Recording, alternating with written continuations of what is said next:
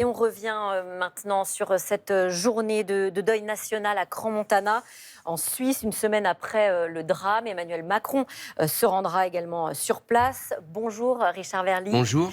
Vous êtes journaliste pour le quotidien suisse national Blick. Vous suivez l'enquête depuis le début. Les deux gérants sont auditionnés aujourd'hui. On va y revenir. Une enquête qui avance, mais qui interroge aussi beaucoup. Pas de perquisition, pas de garde à vue, assez peu de communication officielle. Comment expliquer ça ?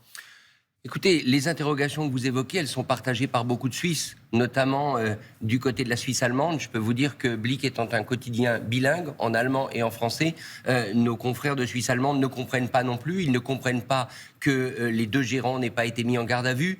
Pas tant pour des raisons de fuite, on a évoqué la possibilité de fuite, notamment en France, un pays qui n'extradite pas ses ressortissants, mais plutôt pour les risques de destruction de preuves, tout simplement, ou de collusion entre ces deux exploitants et les personnes avec lesquelles ils étaient en contact. Donc tout ça, c'est une réalité qui nous est livrée comme ça par la réalité. Et je dirais que les interrogations que vous avez sur l'enquête, tout le monde les a en Suisse aujourd'hui, à tel point qu'il y a une forte pression pour que cette enquête soit dépaysée et pour que la suite des poursuites judiciaires puisse être menée peut-être par d'autres que la justice du canton du Valais. Mais pour cela, il faudra une décision du législatif du canton du Valais. Je rappelle qu'en Suisse, on est un pays fédéral.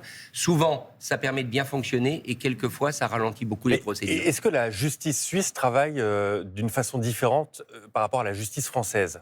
Non, je ne crois pas. Je ne crois pas qu'on puisse dire ça. Je pense que la justice du canton du Valais est absolument, je dirais, obnubilée par la nécessité de trouver, d'éclaircir, de savoir ce qui s'est passé.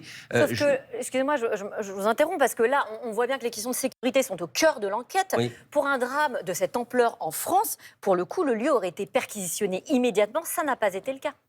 Ça n'a pas été le cas parce que les pratiques, les habitudes ne sont pas les mêmes. Mais je pense que, d'abord, il y a toute une partie de l'enquête que peut-être on ne connaît pas. Vous savez, la Suisse, c'est pas un pays qui est très habitué à communiquer XXL.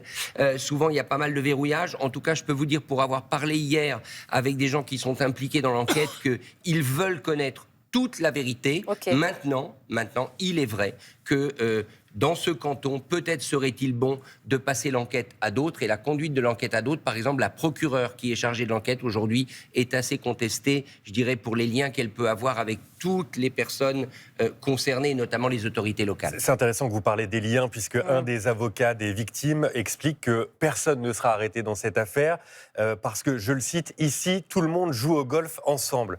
Qu'est-ce que ça dit de la station de Crans-Montana ? Est-ce qu'il y a une face cachée qu'on découvre aujourd'hui ? Écoutez, la face cachée, vous l'avez compris, si vous avez regardé comme moi la conférence de presse de la municipalité de Crans-Montana. À partir du moment où vous apprenez qu'il n'y a pas eu de contrôle dans cet établissement entre 2020 et 2025, alors que c'est un établissement qui est à 15 minutes à pied de la mairie de la station. Et alors qu'il y a par ailleurs 14 000 contrôles par an ? Évidemment. Donc il est sûr qu'il y a eu des négligences. Ça, je crois que personne ne le conteste, et surtout pas en Suisse. Il est probablement certain qu'il y a des yeux qui ont été fermés, il y a des regards qui ont été détournés.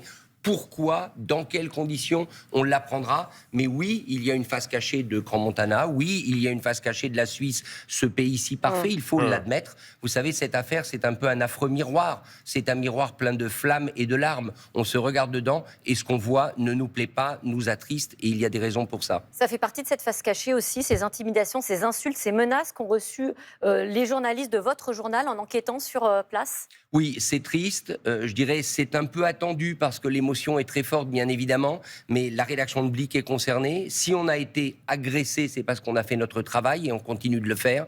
Il faut que la vérité soit faite sur cette affaire. La vérité ne sera pas propre, disons-le. La vérité fera remonter à la surface des choses que peut-être beaucoup de gens à Crans-Montana, dans le canton du Valais, n'ont pas envie de voir, mais il faudra le faire. Je crois que c'est ce qu'on doit aux victimes, c'est ce que le pays doit aux victimes. On rappelle que les deux gérants font l'objet d'une enquête pénale pour homicide par négligence. Pas de détention provisoire, on l'a rappelé. Est-ce qu'on sait pourquoi pas de détention provisoire ?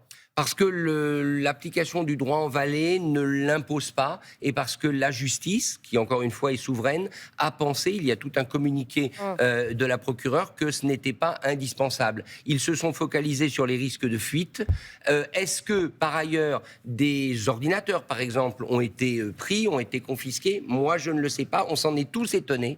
C'est pour ça qu'il serait temps que le Grand Conseil valaisan malaisant, c'est le nom du Parlement de ce canton se saisisse de l'affaire et peut-être entreprennent de dépayser le traitement de cette affaire. Je rappelle, ces exploitants sont d'origine corse. Il me semble qu'en France, c'est fait assez souvent pour des histoires qui concernent la Corse. On les juge hors de l'île pour des raisons de sécurité juridique. Une audition justement des gérants est prévue aujourd'hui. Qu'est-ce qu'on peut en attendre ? Écoutez, pour l'instant, ils ont coopéré avec la justice. Il faut quand même dire ce qui est, mais on apprend des choses que pour l'instant on n'a pas pu vérifier. Que par exemple, l'exploitante serait partie avec la caisse, elle a été brûlée en plein milieu des flammes. On apprend beaucoup de choses. Je crois qu'il est temps de savoir exactement ce qui s'est passé, mais pour l'instant, ces gens sont en Valais, ils habitent dans la commune de Lens, qui est à côté de Crans-Montana. Ils ne se sont pas enfuis, ils coopèrent avec la justice. Faut-il en revanche les laisser en liberté ? Faut-il surtout les laisser accéder à toutes les preuves potentielles ? Là, on peut se poser de sérieuses questions. Merci Richard Verly. Je rappelle que vous êtes journaliste pour le quotidien suisse Blick et j'imagine que le quotidien du jour sera très très largement consacré à Crans-Montana. Et on est entièrement là-dessus, bien évidemment, avec cette cérémonie d'hommage. Vous savez, c'est très important aussi que toutes ces personnalités, à commencer par Emmanuel Macron, viennent. Ça se déroulera à Martigny, donc en bas, non pas en montagne, mais dans la vallée.